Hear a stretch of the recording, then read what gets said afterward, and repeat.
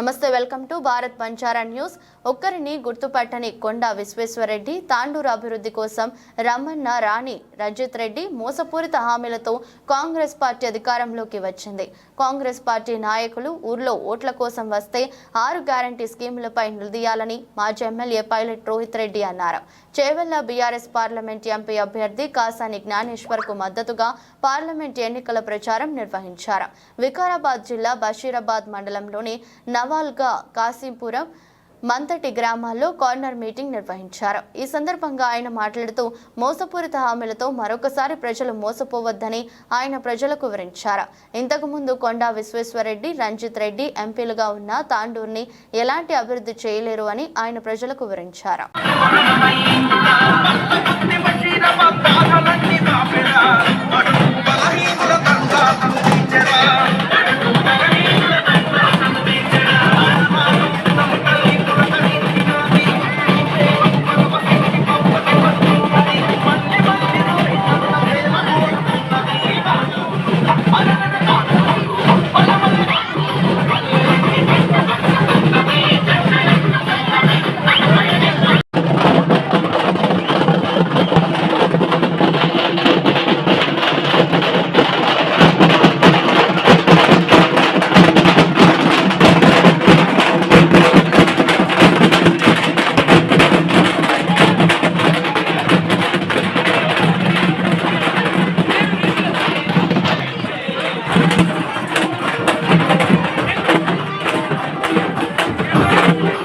ఎందుకు మనకందరికీ కూడా తెలుసు. ఈ కాంగ్రెస్ వాళ్ళు చెప్పిన జూటా మాటలు, కాంగ్రెస్ వాళ్ళు చేసిన అబద్ధపు వాగ్దానాలు, అబద్ధపు మోసపూరిత 6 గ్యారంటీలు మన ప్రజలు నమ్మి మరి ఒక్కసారి వాళ్ళని గెలిపిద్దామని చెప్పి గెలిపించి ఈ రోజు మాకు రుణమాఫీ చేయలేదు. మరి నాకేమో ఇప్పుడు బ్యాంకుల కార్డు నుంచి నోటీసులు వచ్చినాయి, నేను ఏం చేయాలి, నేను ఆత్మహత్య చేసుకుంటా అని చెప్పి నా కాడికి పొద్దుగాలు వచ్చిండు. నేను చెప్పిన మరి ఆ బ్యాంక్ వాళ్ళని పిలిచి ఎవరికి కూడా నోటీసులు రాకుండా మనం చేద్దామని చెప్పిన.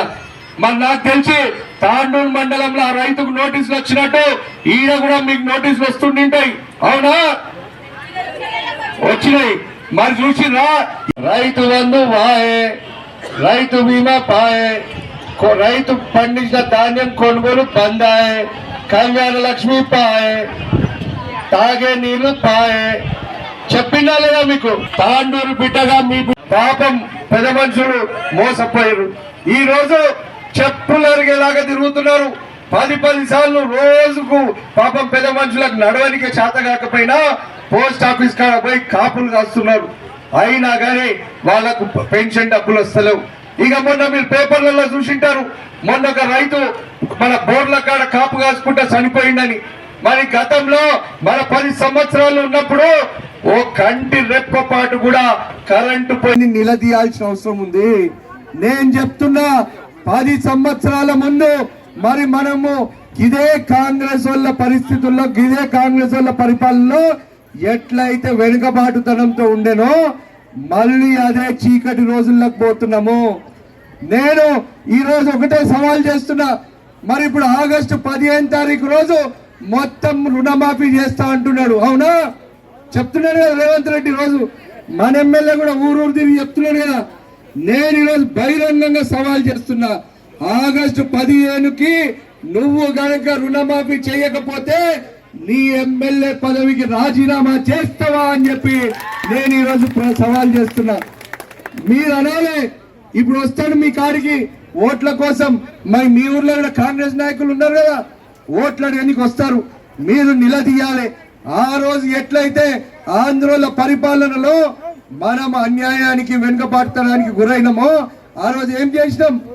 ఆ రోజు కేసీఆర్ ఆధ్వర్యంలో మనం అందరం కూడా పెద్ద చిన్న అమ్మ అక్క అనే తేడా లేకుండా అందరం కూడా ఉద్యమ పోరాటం చేసినాం. అవునా? ఎట్లయితే ఉద్యమ పోరాటం చేసి మన తెలంగాణను మనం సాధించుకున్న తెలంగాణలో రైతులకు, మహిళలకు, యువకులకు మన గ్రామాలను అభివృద్ధి చేసుకుంటా ప్రపంచంలోనే ఎక్కడ లేని విధంగా సంతోషంగా ఉండే. అవునా? మరి ఇప్పుడు కూడా నేను చెప్తా ఉన్నా, మళ్ళీ మనం అందరం ఒక తాటిపైకి రావాల్సిన అవసరం ఉంది. మరి మొన్నంటే సరే తెలియక ఏదో నమ్మి మోసపోయినాం. మన పెద్ద మనుషులు ఒక విషయం చెప్తారు, తెలియక ఒకసారి మోసపోతే పాపం అమాయకులు మోసపోయిర్రు అంటారు. అవునా? ఇక రెండోసారి అన్నీ తెలిసి ఒకసారి మోసపోయినామని తెలిసి కూడా రెండోసారి మోసపోతే వాళ్ళని ఏమంటారు? మూర్ఖులు, శాతగానోళ్ళు అంటారు. అవునా? మరి మనం శాతగానోళ్ళమా? మనం మూర్ఖులమా? మనకు ఆత్మ గౌరవం ఉంది. అవునా? ఎవడన్నా అబద్ధం చెప్తే వాళ్ళని ఏమంటాం? మన ఇంట్లో ఎవరన్నా